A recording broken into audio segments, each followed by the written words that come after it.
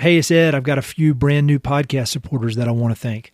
Allie Gibson, Kathy, Mei San Tang, Tim Cross, and Peter Skoglin. All these folks signed up to support the podcast either through Patreon or through PayPal. And if you want to learn how all that stuff works, you can go to mountainandprairie.com/support. Another way that people support the podcast that I really appreciate is by leaving positive reviews on Apple Podcast. So there are links in the episode notes to Apple Podcast. If you like the podcast and you like it, especially if you like it 5 stars worth, you can click through, give it 5 stars, and that will really help me out. Thank you very much.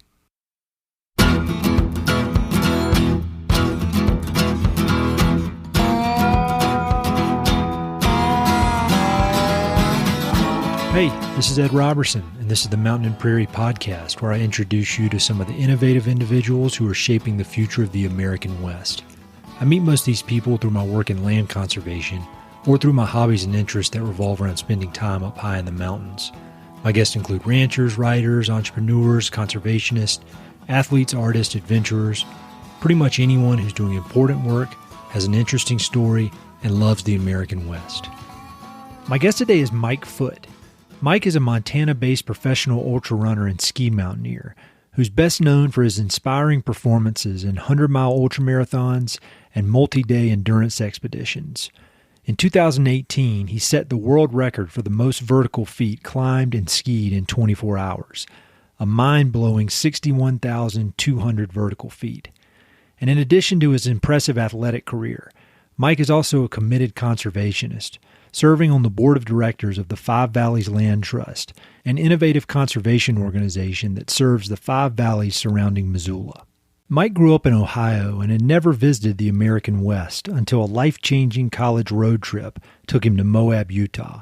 He instantly fell in love with the wide-open landscapes of the American West, so much so that he left college in Ohio and moved to Steamboat Springs, Colorado. During that first year in Steamboat, Mike became obsessed with the mountains, skiing, running, and enjoying all aspects of life in a Rocky Mountain ski town. Although the learning curve was steep, Mike loved every minute of his new life in the mountains, and he gradually became more and more obsessed with endurance sports. Fast forward to today, and Mike's list of endurance accomplishments is astonishing. He's earned podium finishes at some of the world's most notable races, including the Hardrock, UTMB, Bighorn 100, and many more. Despite all of his world-class athletic accomplishments, Mike is an amazingly down-to-earth and humble guy. We had a wonderful conversation and managed to cover a lot in a little over an hour, topics that will be impactful to runners and non-runners alike. We started by discussing his early years in Ohio and that fateful, life-changing trip out west. We talked about his progression in endurance sports and his transformation from complete beginner to North Face-sponsored athlete to race director of the Rut Mountain Runs. We spent a lot of time talking about mental health, and Mike graciously shares some of the techniques, books, and resources that have helped him manage the inevitable ups and downs in life and in sport. We talk about his hands-on work with the Five Valleys Land Trust and why he's chosen to be so deeply involved in land conservation. And Mike is a voracious reader, so he offers up quite a few excellent recommendations throughout the conversation. This is an excellent episode, and I can't thank Mike enough for being so open and thoughtful throughout the entire conversation. I hope you enjoy it. Well, one of the challenges with talking with somebody like you is I've got this ridiculously long list of all these things I want to ask you about, and I don't really know where to start. So I thought maybe we'll just start chronologically, and you can talk about where you grew up, because like me, you're not from out here, I don't think, but fell in love with it, moved out. So where did you grow up? Yeah, I grew up in Northeast Ohio in a small town of about 2,500 folks, an hour outside of Cleveland. Yeah, a small town called Jefferson. And I did some stalking online before we were talking, and I found somewhere that you were not big in endurance sports back then, but you were more of a team sport baseball player. Is that right? Yeah. Baseball was my passion. I remember through high school being on 3 teams in the summer, on the high school team in the spring, would spend my free time picking big rocks out of the infield in our baseball complex. And, it was just a great way to grow up. Baseball was my singular focus. In the fall, I played football. I was a very mediocre football player. But yeah, running was never a focus of mine. I think I tried out for the cross country team when I was a freshman in high school and didn't really enjoy it enough. I remember it was just feeling really hard and not wanting anything to do with it. So I moved back to my ball sport roots. Yeah. So kind of 2 different questions. They may be very much related, but I'd love to know when the West kind of got in your head and what drew you out this way. Because if I'm right, you went to college in Ohio, but then you eventually, like me, just headed out this way. And so, when did the West kind of get in your head, and then when did endurance sports get in your head? Was it the same time, or was it a kind of 2 different events? Yeah, I would say it was 2 different events. So I still keep this sheet of paper of this life bucket list, dream list I put together when I think I was a junior in high school. I was 16 years old. And on that list, as just like absolute bucket list was visit the American West. Because at the time I'd never seen a big mountain. I'd never been west of Ohio. Wow. And I thought, if I could just go and lay eyes on the Rocky Mountains and maybe whitewater raft once or go mountain biking once, that would just make my life. And so I always had this desire to see these big landscapes and see the mountains, but really grew up just spent a lot of time outdoors, but, living a very Midwestern life. And my freshman year of college, I was going to school in university called Miami University of Ohio, which is near Cincinnati. And myself and a group of friends headed west on our spring break. And I remember driving into Colorado. We were in eastern Colorado as the sun was setting in the west. And I remember talking to my friends and saying, "What's that out there?" And they're like, "Those are mountains." I just remember taking a photo with one of those disposable, one-time use Kodak cameras. Oh, yeah. Having this photo of my first mountain I've ever seen. And we drove through the middle of the night, camped outside of Moab, Utah, along the Colorado River. And when that sun came up the next day, my mind was utterly blown. And anybody who knows me well knows that I'm one of the most indecisive people, you will ever meet, which I like to think of as being thoughtful. Yeah, that's what I'd call it. I'm a very thoughtful person, which can lead to paralyzing indecision. Yeah. And especially with big decisions in my life, but there's been just these inflection points in my life that have felt absolutely like it wasn't even a decision. I remember waking up that morning and thinking, I need to spend my life in landscapes like this. Wow. And just immediately transitioned my life to a life out west that next fall. And so the West got into my blood pretty quick, and the desert and the mountains both. And it's a much longer story, but that was definitely the pivot point. I dropped out of school for a year. Did you really? Oh yeah.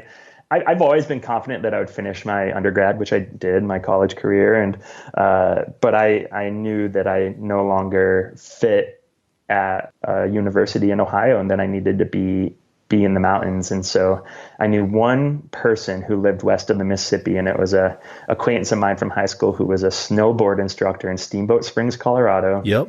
And called him up and said, "Hey, do you mind if I sleep on your couch this winter?" And,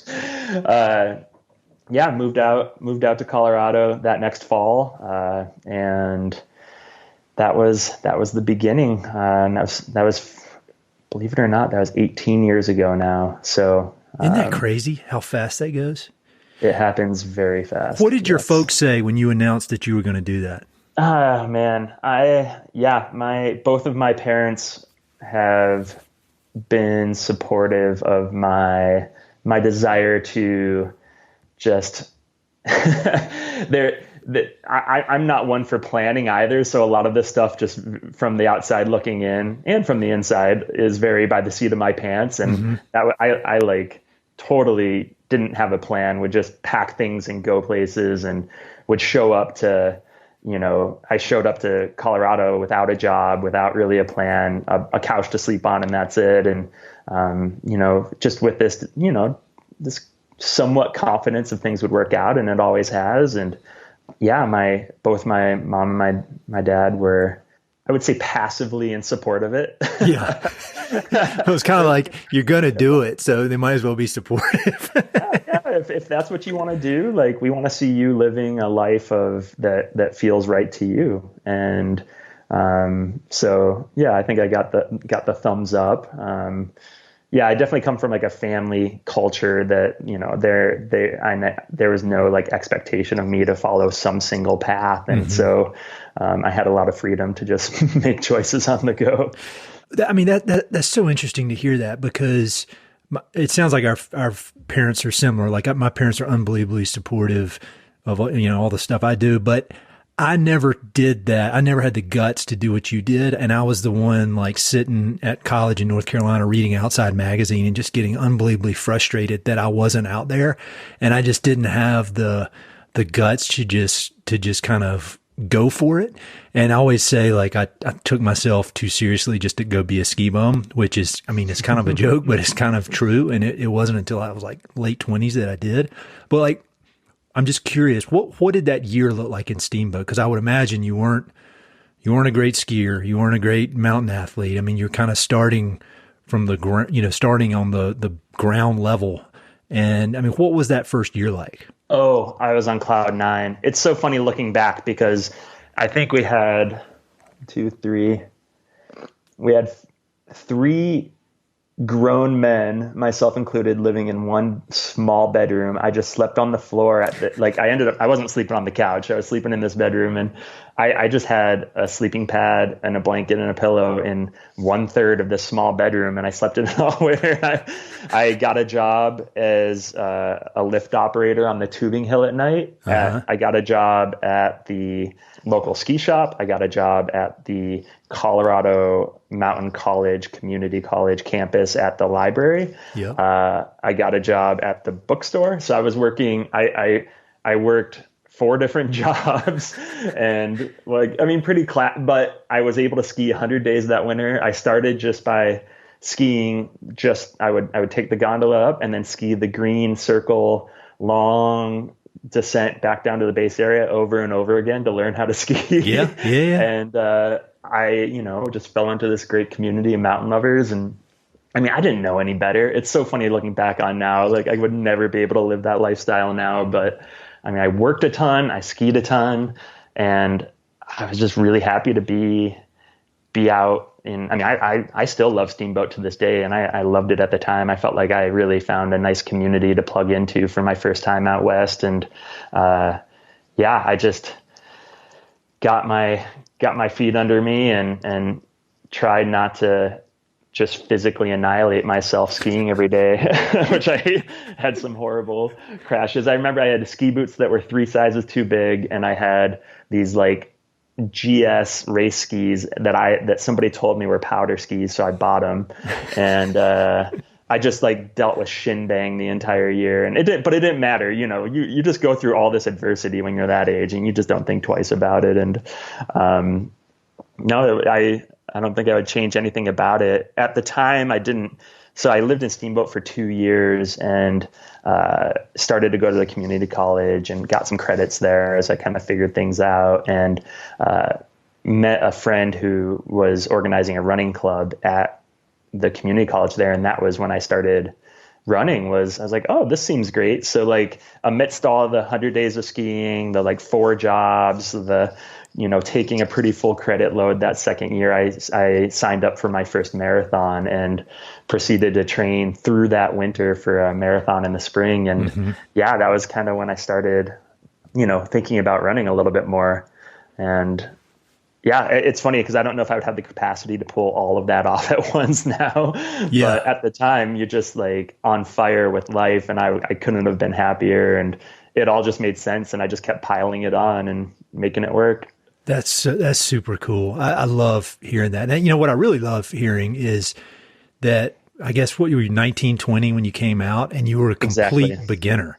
Complete beginner. I mean, because that was the same thing I was doing. Obviously, your results are a little better than mine. But like when I moved to Jackson Hole, it was just take the little tram, no, the gondola, not even the tram. Take the gondola up and go down that green over and over and over. That's all I would do. And you know, obviously, your end results are on a different level. But when did you realize that you had a talent for these long, you know, super long pushes in the mountains, whether it's on skis or whether it's running? I mean, was there a moment when you're like, oh man, I seem to be a little bit better at this than most people? Or was it, again, just kind of a slow evolution? Yeah.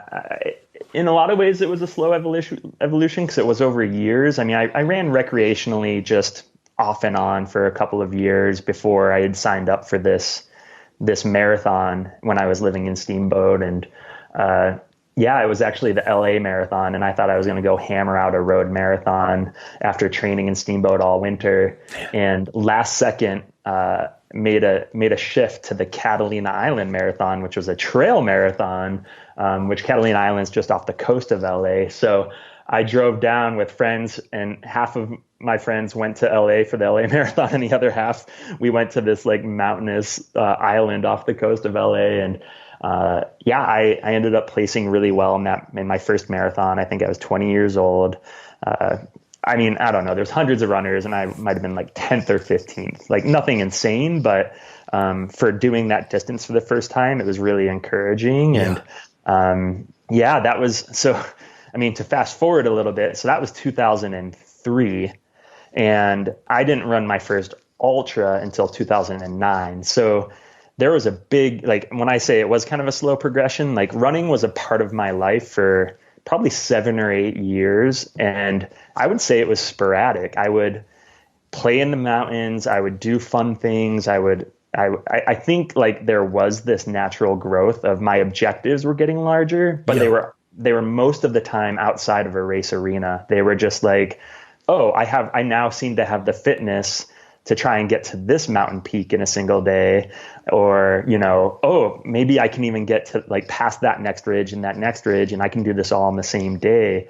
And so there was like this desire, and without really knowing it, without any sort of structure, I didn't like track my training or anything like that, but I was building this skill set of being in the mountains for long days. And, I guess I skipped a section of the story where I moved to Montana in 2004, which we can get to. But I was doing that all over Montana, and it's interesting to think about. I don't think about this much, but it was a 6-year gap between doing this trail marathon on a whim and then actually getting to a point where I was like, oh, I care a lot about this, and I'm going to structure my life in such a way that I'm prioritizing it, and I'm going to track how I'm doing, and I want to improve. So it went from a very loose relationship to a very like focused relationship in one single year. But after 6 years of kind of just going out and having fun in the hills. Yeah, that makes sense. And I want to talk about kind of these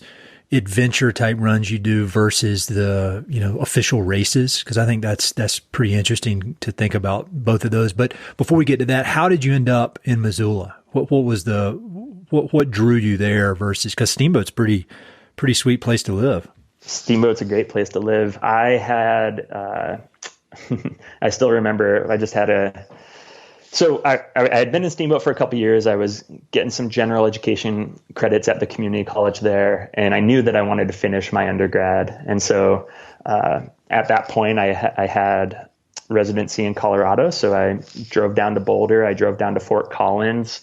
I checked out Gunnison and looked at the universities there. And while I liked them, there wasn't one that really stood out to me as the place I wanted to go. And meanwhile, I think I remember splitting a bottle of wine with a friend of mine who lived in Steamboat at the time, but had finished up living in Missoula for 5 years prior to that. And she proceeded to spend I don't know, 2.5, 3 hours just listing off all the amazing things about Missoula, Montana, and how much she loved it.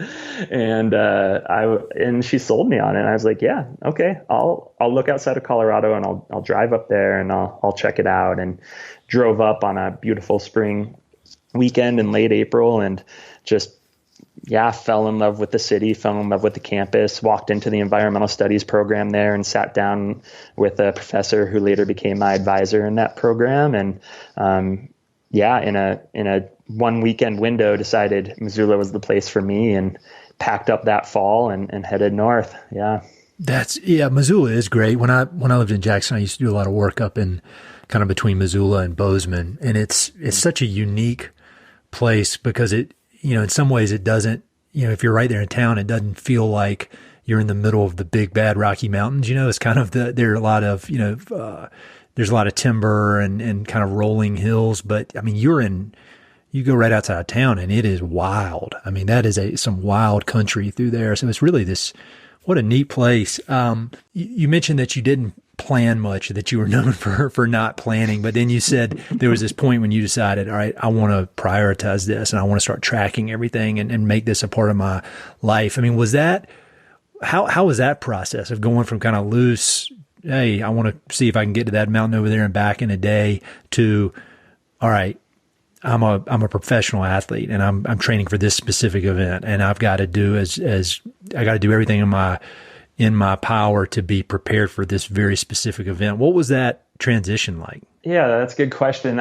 In hindsight, it feels like it's easy to compress these timelines and make it feel like it was this big jump. But the reality was, it was essentially in 2009, I had been running a lot. I was pretty consistent. I jumped into some local races of various distances, marathon and shorter.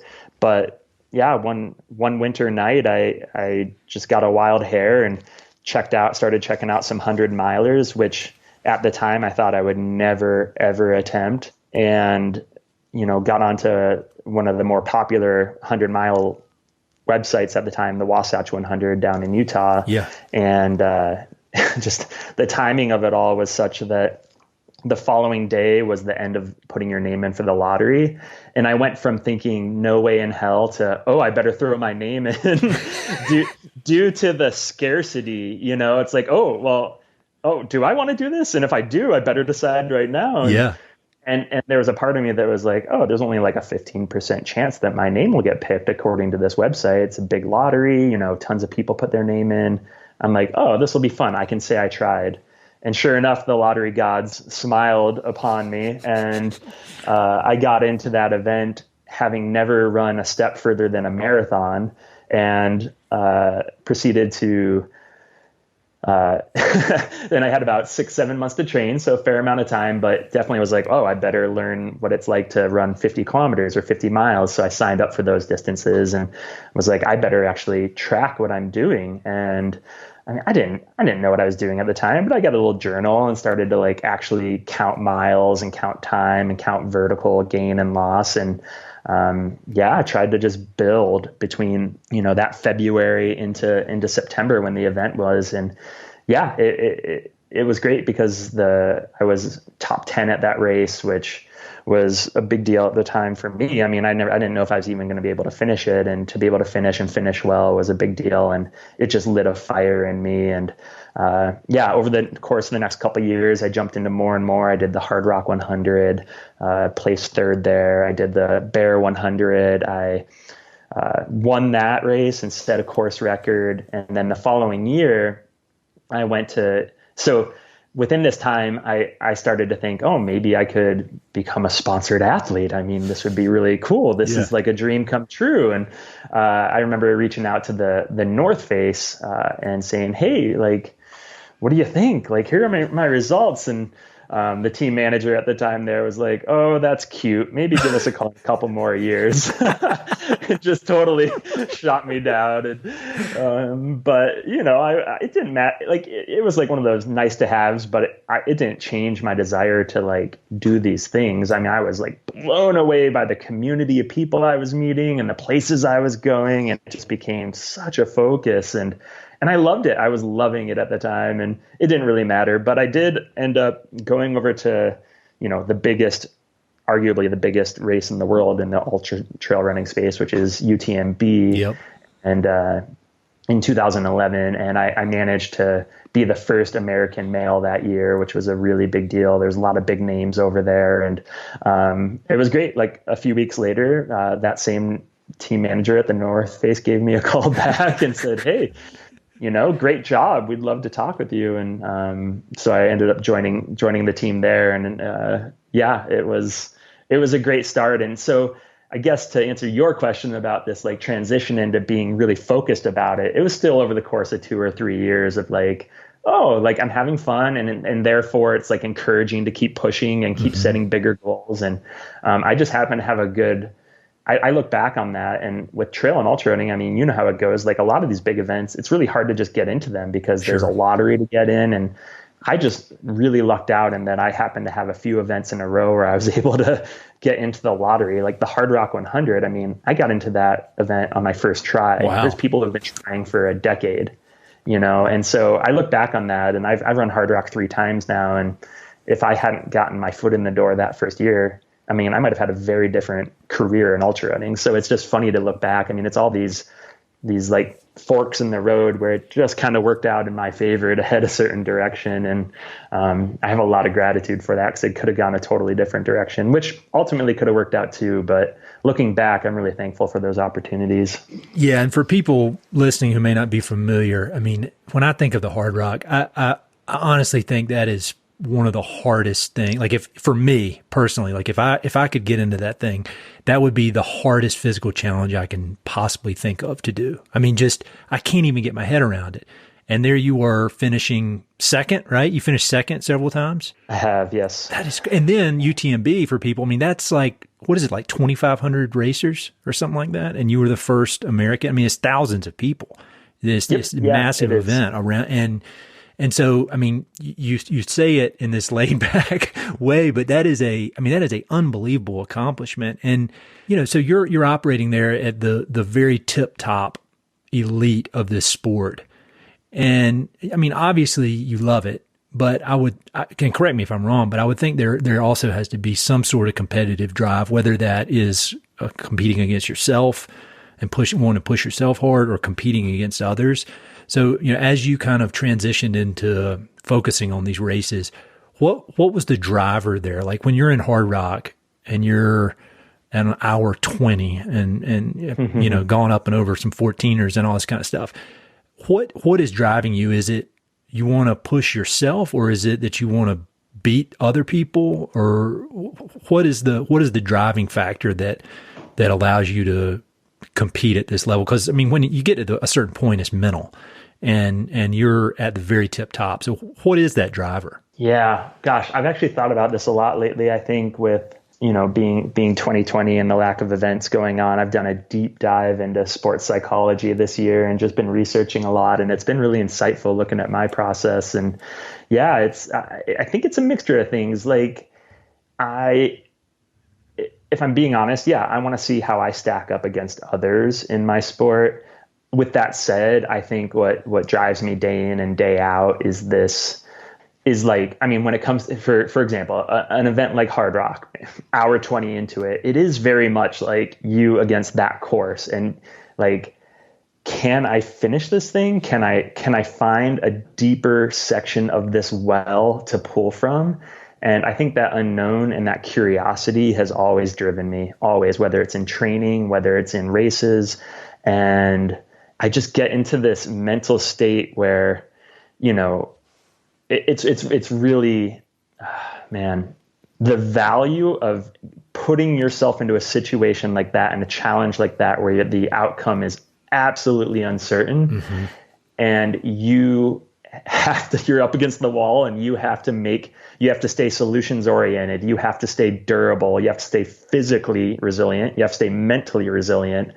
And I love that space. And it takes so much work to be in a position to succeed through that challenge. Yeah. And I've always been I think, again, diving into sports psychology, I realized that I've always been very process focused, which leads to outcome and leads to results, obviously.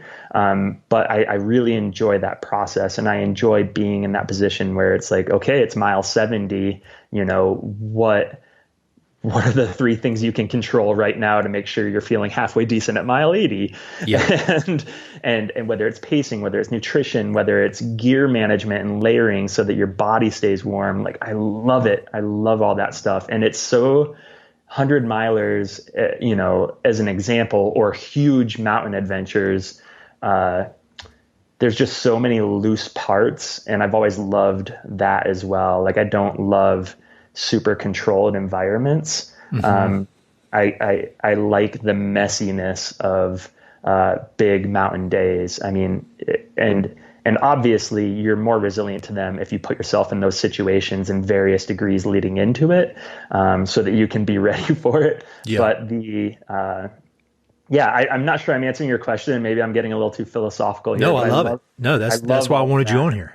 Yeah. And so it's, I think that because of that, it's allowed me to at times have some modest success in the sport, because I feel like I do have confidence in that space of just deep in, lots of things can go wrong, and working out like these like minute solutions along the way to stay moving forward. And yeah, it's a really fun and rewarding process that then spills into like other aspects of life for sure. One thing I noticed, I was watching the film about you breaking the world record for vertical feet skiing, which we can talk about in detail. But I mean, you skied over 61,000 vertical feet in 24 hours, which is insane. But the thing that caught my attention in that video, and I'll link to it so people can watch it, was when it was all over. You've been going for, you'd set a world record. Your feet were absolutely destroyed. And, there's a million ways you could be congratulating yourself for how tough you are and this and that. And I noticed there was this one line, and all your friends were there, and they had gone up on the last lap with you, and one of your buddies was giving you a piggyback ride off of the slope because your feet were so torn up. And you were like, you looked at all your friends, and it was like a wide angle shot of all your friends, and you was like, this is what it's all about. This is what it's all about. And you're talking about the community aspect. That's the way I took it. I mean, how is that community aspect? I mean, how important is that to you? Because I thought that was such an interesting, cool comment, because it was like, it's about this community. It's not about me. And I thought that was very telling. Yeah, I am very community oriented. I'm very self-oriented too, for sure. Like, I'm always on a daily basis trying to like striving to improve and be a better human. But, if I don't exist within community, like physically, if I don't have people I know and love, like in near proximity to me on a daily basis, it's challenging. And I've dove headfirst into that in a lot of ways here in Missoula. That specific event where I was attempting to break the world record at 24 hours of skiing, just a little backstory there. One of my mentors in ski mountaineering racing was a good friend of mine, Ben Parsons, who had passed away just a year prior in an avalanche. And so everybody who was a part of that day, that 24-hour world record, was a mutual friend of mine and Ben's, and part of that community. And I had made the choice to do that record attempt in that place because that was where Ben lived, and that was where our mutual community was in Whitefish. And there was just a lot of wanting to it was this very selfish, me focused goal of, hey, I want to accomplish this thing in a way by myself. I'm the one person doing it, yet I want to find a way to share it with all the people who, I'm close with and loved Ben. And so there was this deep desire to do it amidst community. And so I have a tendency to want to do things on my own. There's no doubt about it. Yet in that moment, the only way I wanted to do that or attempt that was with this large community. I must have had 20 friends out over that 24 hours. And that's awesome. And then like, I mean, lots more just who would stop in to spectate at a time. But like, I don't roll with an entourage, but I did that day and it was wonderful. And it was kind of in honor to Ben. Like, he was a mentor to many of us. And yeah, it was a really hard effort. And there's a lot of things about that day that were hard for me. I don't think I just had some like mental struggles going into it and physical struggles, but the purpose behind it was really pure. And I so enjoyed sharing it with like so many people that I loved. Yeah. Does that love of community and the ability for these race communities to kind of build into these special relationships that go on beyond the race, was that one of the driving factors that made you want to get into the race directing business? Because, you know, you're the director of the Rut, which is one of the most popular races there is. I actually scheduled my live podcast in Bozeman. It was the day before the Rut. And so a lot of people that I knew up there couldn't come because they were coming to your race the next morning. And I was like, part of me was like, man, I wish I was doing that instead of being nervous up here. But where did that, the desire to direct races come from? Okay, first of all, that makes sense why I somehow missed your live event in Bozeman, because I would definitely go to Bozeman to see you up on a stage talking to people. But when the Rut comes around, I'm like, the Understood. whole world. I can't imagine the logistics. Holy cow. I mean, I can't imagine it. Yeah, me neither most days. So yeah, again, it was there was kind of this buildup. So I moved to Montana in 2004. I had been here for about a handful of years. I'd actually moved up to Glacier National Park in Whitefish. I was splitting my time between being a guide in the park in the summers and a ski patroller in the winters in Whitefish. But then moving back down to Missoula, which is what I did in 2010, was to take a job as an assistant cross-country running coach for a local high school here. Okay. And I then became very plugged into the running community here. I started working at the running store, and after a year of slinging shoes and a couple years of coaching, one of my close friends now, the owner of the running store, who I now co-own the event side of the business with, we started talking about what it would mean to start putting on races in Western Montana. And so, yes, it was community focused because I suddenly became very entrenched in the running community as a whole. And we saw this niche to fill as the Western Montana running community, which punches way above its weight, was growing and growing and growing. We wanted to provide experiences and design experiences for them to come out and challenge themselves. And we definitely do everything from the local 5K on the roads, but we're probably more trail oriented just because that's what we love and that's what we have available to us in Western Montana. So yeah, we put on events year round. We, up to about 14 events, everything from local charitable races to, the Rut, which in 2019 had 3,200 people registered for the event. In 2020 had 3,200 people registered for the event. Obviously, we had to switch to a virtual option in light of COVID and a global pandemic. But it's been it's definitely a bigger part of my profession than my athletic career, as far as where I put my time, how I make a living. But it's fun to split between my athletic endeavors and then creating these experiences for others and bringing them together. It's been really rewarding. And frankly, in the midst of a global pandemic, it's become very obvious how much I miss it, how much I miss bringing large groups of people together. And virtual offerings, while they are nice and they give people a carrot on the end of the stick, from my end, it's hard to just live behind a screen and not get those face-to-face moments with people. Yeah, I would imagine that has been super tough, because I've heard such great things about that race from so many people, namely that, I mean, it's hardcore and it's fun, and just this community is built up around it. It's one of these races that when I see something about it, it's just always been in my head of something I would want to do. And, hopefully one of these days. You mentioned earlier when we were talking about your ski record that there was, you kind of had some highs and lows throughout that process. And I remember seeing in the video, you said early on there was some doubt started creeping in your mind, like, oh my God, this is going to be really hard. So how do you have any techniques you've developed over the years to kind of fight down that little voice that'll pop up that says, oh, this is gonna be really, really rough, and you might not be able to do it, and you might not be able to finish. Are there any kind of tried and true techniques you've developed to either embrace it or fight it off, or how do you deal with that kind of the mental aspect of that? Oh man, I wish I had like my three performance hacks I could give you in 10 seconds. The Tim Ferriss of ultra running. Oh man, it'd be nice. And I do think there's probably some pithy statements out there that make a lot of sense. It's day to day. It's lifestyle. It's all the above. I mean, to be really frank, like I struggle a lot with mental health. It's whether it's, depression, anxiety, in my past, it's manifested in disordered eating. I mean, it's the full gamut of things. And, it's, it's everything. It's sleeping well. It's,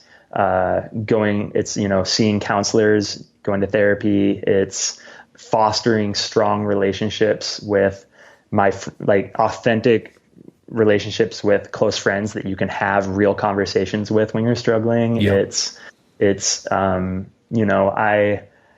I wake up every day and I read like aspirational text, whether it's, poetry or anything that like puts me in a space where I'm like thinking more positively or wanting to work towards something. That's really helpful to help me get my mind on, right? Like there's a lot of things that I'm doing on a daily basis to try and keep the trajectory of my brain going the right direction. And I think when I'm, it's having the right amount of purpose and tension in life, where I'm held accountable by my job or my friends or my spouse, all these things. Like it's just tweaking those dials bit by bit to put me in a healthy spot. And I've learned a lot in the last handful of years. I mean, I've had moments. I mean, I was in a really oddly, right before doing this world record attempt, I was in one of the lowest points I'd had in my adult life where, daily disordered eating, lots of doubt, lots of anxiety. It's funny because from the outside looking in, I set a world record that day, but the month leading into that was some of the most unhealthy behaviors I had had in my life because I had put so much stress on myself or pressure on myself. I had such high expectations and I was living out of a space of fear the entire time. Mm-hmm. And I was able to pull it off, but I white knuckled my way through that entire effort. And my best performances in life are when I'm pulled forward by awe as opposed to pushed forward by fear. Yeah. And now, so, I mean, I'm trying to learn a lot about myself in my process. I mean, to answer your question, it's just constant work. And I think it goes back to where I say I'm pretty self-focused. I'm very self-improvement focused. I'm constantly reading, for lack of a better term, self-help books that seem to fit really well for where I want to go. And, yep. I do find it really helpful having good conversations, and then on the day-to-day basis, I'm at a point now where I do bring it into my athletic life. I want my athletic life to be a healthy space, not an unhealthy space. And ultra runners as a whole probably have a high percentage of people that are running from demons, and that's totally okay. And I probably put myself in that bucket as well. But I think ultimately I want ultra running to be a place of joy for me and a place of challenge and struggle, but in a good way, in a positive way. And so I've got to bring that mentality to it. And I just did a really hard workout this morning, actually. And, throughout the entire thing, I have to mentally focus on the affirmations, the positive self-talk, the non-striving yet finding a way to come at it that's not anger based or no, I get it. Trying to fuel it from a place of positivity and everybody has different processes without a doubt, but that's definitely how I've gone about it. And I find it to be I'm in a much better place when I'm coming at it from that direction. And it takes a lot of work to stay coming at it from that direction for me. Some people, it might come more naturally, but I've got to bring a certain intent to it on a daily basis. Otherwise I have a tendency to head what I would argue is the wrong direction. No, all that resonates with me big time. And the thing about the trajectory, I think, is huge, because I've, through experience and through banging my head against the wall and making the wrong decisions, I'm pretty aware, and my wife is too, of what behaviors or habits put the trajectory in the wrong direction.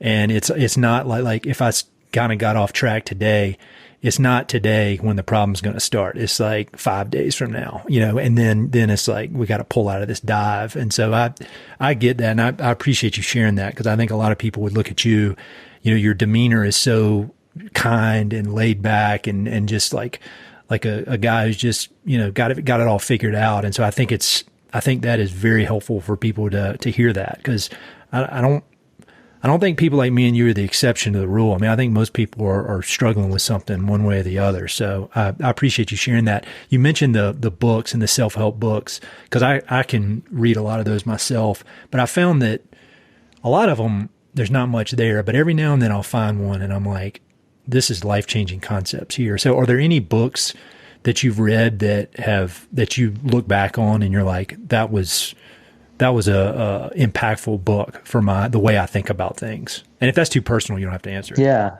Oh, no, let's do it.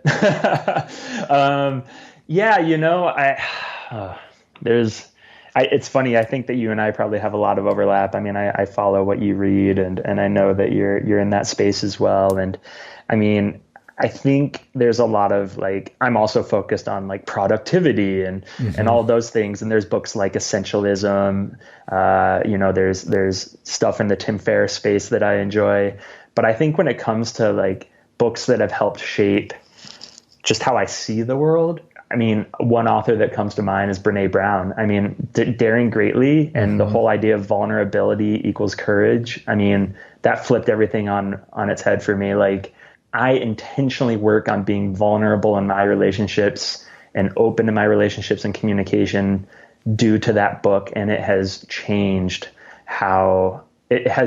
and deepened a lot of my relationships, specifically with male friends in my life. Yeah. Because it's hard for us to go there.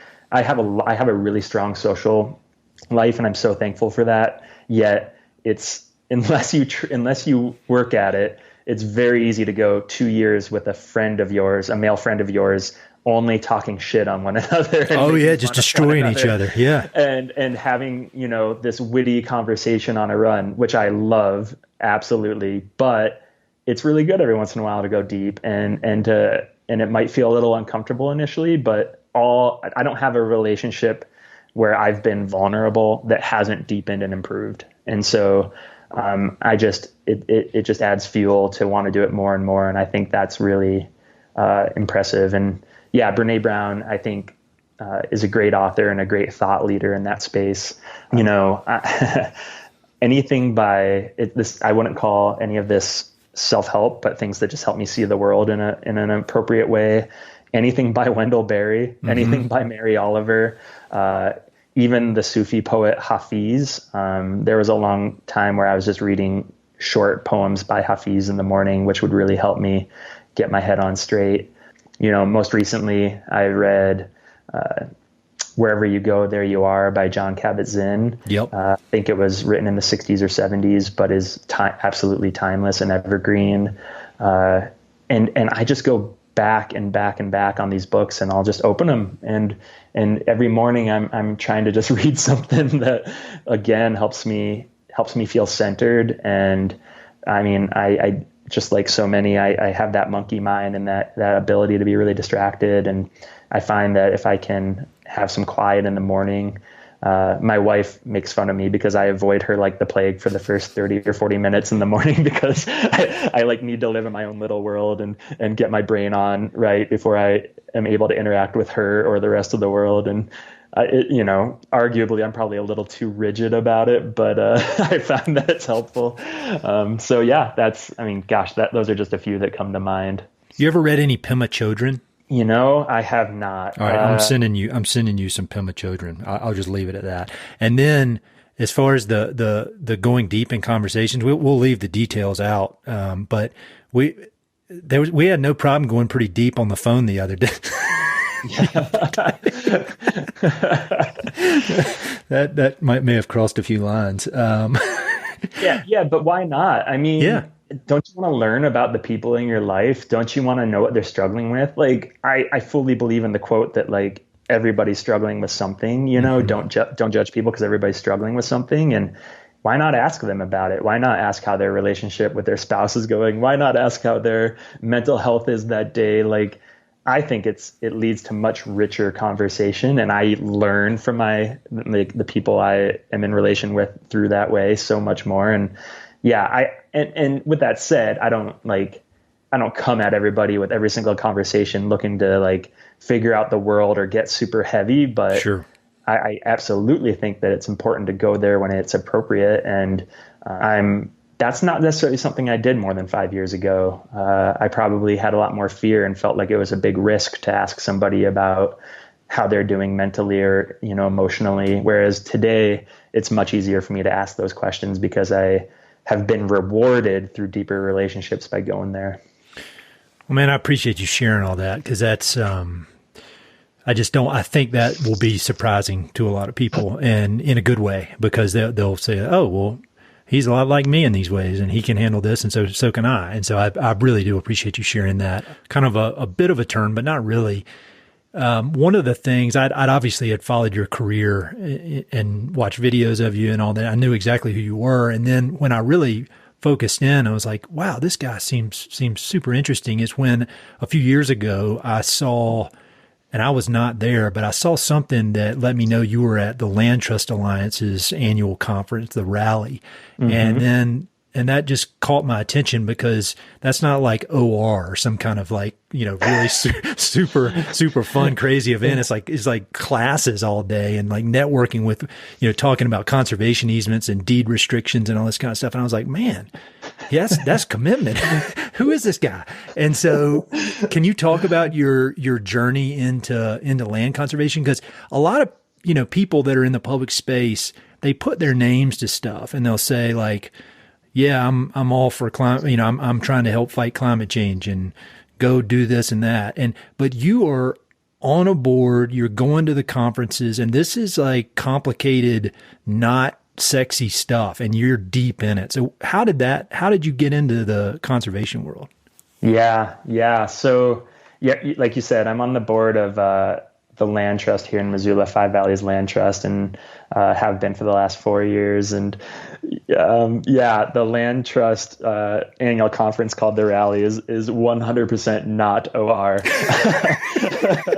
I think I ultimately went there because we were gearing up to put an open space bond on the county ballot for the following year, and we wanted to learn some of the nuts and bolts. And folks from the Land Trust go every year, but I joined for that specifically because I chaired that committee, and I had a lot to learn. And there was some breakout classes or whatever in that space. But again, kind of a simple progression. I had been living in Missoula for a handful of years. I had been out on the landscape here in Missoula. There's a lot of open space right outside of town, and learn more and more about the history of how that open space came to be. And this land trust since 1972 had been doing work and preserving corridors along our rivers, the hills right outside of town, and had directly impacted on what I was experiencing as a very high quality of life here in Missoula. Yeah. And I mean, I'm out on these landscapes. Obviously, I'm training, but it's also just a love of mine to be outside every day. And I would say at least 6 days a week, I was on a chunk of land that land trust had put work in to conserve sometime in the last 40 or 50 years. And so I was, just this guy working at the running store and coaching cross country, and at the time living in a yurt just outside of town. So not living this, well, in some ways a very extravagant lifestyle, but in other ways wasn't. But I think I was probably donating maybe $20. I started donating to Five Valleys Land Trust what I thought I could afford at the time. And I'm not kidding you, it was probably $20 or $25 a year for a few years. But at the same time, I was getting more and more involved in the community. I was doing things and really active in Missoula and trying to plug in and volunteer how I could. Yep. And frankly, or like ultimately the executive director at the time reached out to me and said, "Hey, I'd like to take you out to coffee." And I was like, "That's odd. I mean, I'm like probably your lowest donor that you're on your list." And you know, we had a good conversation, and later that year, he and the board asked me to join the board. And my first thought was, how much time is this going to take? Yeah. And I'm like, you know, I'm traveling a lot. Like, how much do you guys need out of me? And I love it. I love it because they totally sandbagged me. They're like, yeah, we have 9 board meetings a year. They're usually a couple hours. And yeah, you know, you kind of plug in from there. And I was like, oh, that's fine. I can do that. And as you know, working at a land trust, yes, I mean, I was probably working 10 to 15, like just the following year, I got plugged into this like open space bond, and I was probably working 15 hours a week on that thing. and just like such a total sandbag, but I believe in it. I believe in conservation. I believe in, and we're becoming more and more oriented towards community conservation. So really trying to figure out what our community needs. And sometimes that's open space near a neighborhood with some trail access. Sometimes that's a huge chunk of land that is a key piece to the puzzle of wildlife connectivity in the Yellowstone to Yukon ecosystem. Mm-hmm. Sometimes it's conserving just prime agricultural soils, you know, in a valley an hour and a half away from Missoula, you know, helping, which again leads to wildlife connectivity, but also just helps certain ranchers keep doing what they love. And it's been really, really incredible to learn a lot more about the process of land conservation in Western Montana and just all the different ways that it can be used. I mean, and now we're talking about carbon sequestration and its effects on climate change. And it's just an amazing space to be within. And there's always room for improvement. And with that said, I'm super thankful to be a part of it all. It's an interesting time to be in land conservation, working with land trust. And I need to talk to that executive director to figure out how to get some of our board members working 15, 20 hours a week. That's impressive. But yeah, it's, because I feel like, you know, the main business of land trust for a long time has been putting conservation easements on properties. And that's still a very important part. But in some ways that low hanging fruit is gone. And so they're having to innovate in new ways. And we're doing a lot of that at Palmer, same as you guys, in this kind of intersection of community and land. And, it's a neat place to go. And there's so many, or neat time to be in the business. And there's so many ways it can go with the climate change. I mean, you're seeing that a lot on the national level with Land Trust Alliances focusing more on that. And so, well, I'm glad to have you on the team. And I really admire that. Like I said, that was when I saw you at that conference, or when I saw that you were at the conference, I was like, this guy's committed. I can barely sit through some of these things. I remember, I will say it was really eye-opening for me coming from the outdoor recreation space and or I should say coming from the world of, at least the world that I pay attention to, of like social media influencers. Mm-hmm. I remember going to the Land Trust Alliance and thinking, oh, these are really the people that get the work done. And they're not social media influencers. They're attorneys. They're people who are just learning the ins and outs of conservation easements. They're city officials. They're just kind of the people who do the thankless work that actually makes the biggest impact. And I just remember being just really, it made me want to stay in that space even more, because it felt like just like real blue collar work compared to people just spraying on the internet, which I do a little of as well. But I just remember thinking, oh man, everybody here has their sleeves rolled up and is like learning the technical aspects of making real progress. And I just loved it. That's super cool. Yeah. Well, I appreciate your contributions, because that area where you are, you know, it's like everywhere out here. There's a lot of pressures, and there have been. You know, you go down the Bitterroot Valley, and I mean, that guy Jared Diamond has a whole chapter in his book about the Bitterroot Valley and how it was not developed mindfully. And so it's important work. So thank you for everything you're doing. And hard to believe, but we're coming up on an hour, which is crazy. I say that every time, but I honestly, I don't look at the clock, and then I look and I'm like, oh shit, we got to go. Can we run through some quick questions real quick, and then I'll let you go on your way? Yeah, let's do it. We talked a little bit about books already, but do you have any favorite books about the American West, or just favorite books in general? Just books that have meant something to you in your journey? Yeah. So I know this about you. You are a primarily nonfiction reader, and so am I in a very big way. Yet, I mean, I've listened to your podcast and I've heard you ask this question before, and I've thought about this. And what's interesting is I feel like some of the books that have made the biggest impact on me are the ones that still kind of haunt me to this day. And a couple of them are novels about the American West. And one still to this day is John Steinbeck, Grapes of Wrath. The humanity in that story is incredible. And I finished that book and I threw it across a room. And I don't know if I've ever done that with a book before. and so I'm a big fan of Steinbeck and read most of his work. And I mean, whether it's that or East of Eden and a lot of his other, I mean, Travels with Charlie, everything. And then another one is actually a local author here just outside of Missoula in Lolo, Montana, David James Duncan. I don't know if anybody's spoken about him before. I'm sure they have, but The Brothers K, which is also a novel about baseball, about war, about religion, about family, about love, about loss. It's a total epic. And I read it. I mean, I read it a couple times, but I read it at kind of a pivotal point in my life in my earlier mid-20s. And I was absolutely blown away by it. And it's based out of Oregon, but travels the world. So I don't know if it's not the American West, like maybe Desert Solitaire is about the American West. It impacted, even though it's fiction, it impacted me in a very big way, and really fueled my already large desire for adventure and travel and learning about the world. And I would highly recommend that. And David James Duncan's been promising a novel for about 15 years now, and word on the street, he's only a few months away. So I'm hopeful that's the case.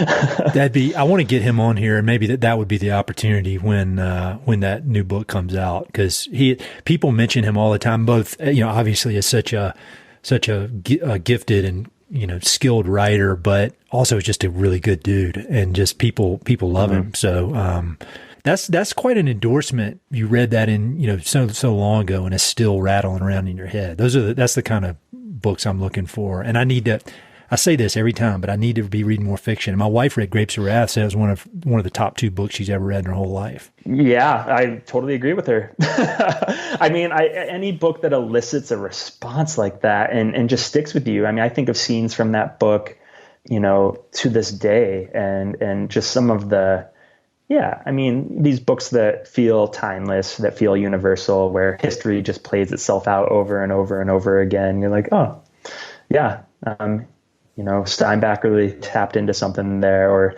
David James Duncan really tapped into something there. And yeah, it's odd because I'd say 95% of my reading is nonfiction, but here I am sharing fiction.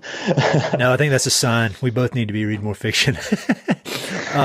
Do you watch many films or movies or anything like that? Any films come to mind that have been important to you? Roadhouse?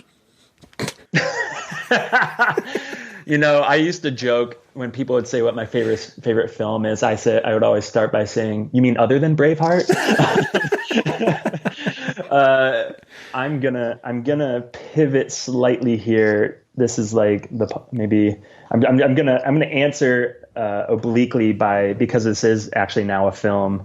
But I think one of the most important pieces of art that's come out in the last handful of years is Hamilton, which is a musical. And I'm not sure if you've listened to the soundtrack or watched it, but we just watched it recently. It came out on the internet pretty early in the pandemic, I think. And so we watched it, and I'd heard the music. I'd heard the Lin Miranda. I'd heard him interviewed a million times, and it was, man, as a U.S. history buff, I couldn't believe it. I mean, it was unbelievable. I was an early adopter. I remember just being, I mean, I'll say this flat out. I love musicals. I think it's an amazing genre of performing arts, and Hamilton is, I mean, I'm a zealot. Like I just try and get everybody I know to either listen to it or watch it or learn about it. And, I think it's one of the more important pieces of art and like honestly and stories to come out in recent memory. And I know it's not necessarily a documentary, but it does tell an incredible story of our history and brings such a fresh take on it, which I just love. Oh yeah, it's definitely, I mean, I think it's more important than documentary, because I can promise you go back 8 years ago or whatever, the percentage of people who knew who Alexander Hamilton was, including me. I mean, I like to think I know a lot about history, and I didn't know much about that guy. And so, just an amazing piece of work, whether you're talking about historical, creative, just the guts to put something like that out there. Like if somebody had wrote that down on paper, the concept there, I remember there was a video when he performed an original, a preview of it for Obama. Oh yeah. And was talking about, this is a rap song based on the founding fathers, and everybody started laughing at him. Yep. I mean, there's so many lessons there. Oh yeah. And then I think there was an interview with Obama at a later point where he claims to kind of laugh at Lin-Manuel Miranda in that initial time, and then says, well, we're not laughing now because he blew everybody's doors off a couple of years later with the entire play. So yeah, that's a great one. That's a really good one. I appreciate that. So last question, knowing everything you know about the West, from, being out deep in the landscapes. I mean, you've built your life on these landscapes out here, and from enjoying them to protecting them with the conservation. And do you have any parting words of wisdom for everybody who listens to this thing? Oh man. No pressure. No pressure. Support your local land trust. No, that's what I always say. Oh man. I guess the closest thing I can come to sharing any wisdom is just something that was shared with me, is that one of the quotes I live by and really orient my life towards is, I was in my early 20s and I was climbing in Jackson in the Tetons, and I ran into a mountain guide and was chatting with him. And I just remember him saying something off the cuff that hit me like a ton of bricks. And it's almost like how I live my life to this day is due to this just offhand comment from a guide I happened to run into in the mountains. And he said, perfection is in the process. And I remember when I first heard that thinking, oh, you mean there's no holy grail? There's no end point. There's no destination. Like, I can start to live my life by just trying to improve how I do things and focus on the day to day. And I remember that, just maybe it will resonate or not resonate with some of your listeners, but for me, it's been something that I come back to all the time, especially when I'm struggling, is perfection is in the process. Perfection is in the process. Do not focus about outcome, focus on the process, and the outcome will take care of itself. And I love that. I love that too. That's really good. I've got a bulletin board above my desk where I write down stuff like that, and that might have just earned a spot. So thank you for that. No, I agree with that. And man, this was so much fun. I feel like I've known you a lot longer than an hour, and I look forward to hanging out in person one of these days. But thank you for everything you're doing, man. I'm a big fan of everything you do and how you do it, and just keep me in the loop. However I can assist with any of it, let me know. Oh man, the feeling's mutual, Ed. I've been following everything that you've put out for a few years now, and please keep it up. It's great stuff, and there's such great conversations amidst a tumultuous world to just have these timeless little gems to plug into. We all really appreciate it. So thank you. Hey, it's Ed again. Thanks so much for listening to the podcast, and thanks for listening to that particular episode. I hope you enjoyed it. Before you go, I've got 3 quick things. Number 1, if you like the podcast, please do me a huge favor. Either pass it along to a friend who may be interested, share it on your social media, or go to iTunes and give it a 5-star review. All those things would mean a lot to me, and they would really help to spread the word about the podcast. Number 2, if you've listened to many of these episodes, you know that I love reading and I love talking about books. Every other month, I send out a quick email with a few books that I've recently read and highly recommend. The subjects are varied, but they're pretty much all nonfiction with an emphasis on history, biographies, adventure narratives, and topics related to the American West. There are no sales pitches for ranches, no spam, No other kind of nonsense, just books. So if you'd like to sign up for the list, head to Mountain and Prairie/reading, or just go to Mountain and Prairie and there's a massive tab at the top that says book recommendations. Click on it. There are a ton of good books that I've read. Some of the old email lists are on there. You can go crazy. There are a lot of books. And finally, if you know anyone I should interview for the podcast, please don't hesitate to reach out and let me know. All my contact info is at mountainandprairie.com, and I'm on all the social media stuff, Facebook, Twitter, Instagram, blah, blah, blah. So feel free to reach out. I'd love to have some recommendations and suggestions of interesting people I should meet. All right, that's it. Thanks for listening. Talk to you soon.